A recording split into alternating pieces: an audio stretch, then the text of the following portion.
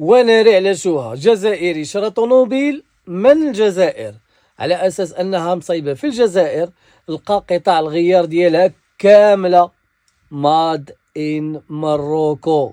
نفيخ العجلات يا عمي تبون اسمع. والانتبريالات حوايج كل ماد ان مروك مخدوم في المروك هاوي. ماد ان مروكو صنع في المغرب. جارة اللي حداك كتمشي وكتوصل تا ليه وترجع عندك باش انت تركبها. هيه قطع الحدود وقطع العلاقات وقطع وفي الاخر تركب في الطوموبيله مصايبه في المغرب الشريف.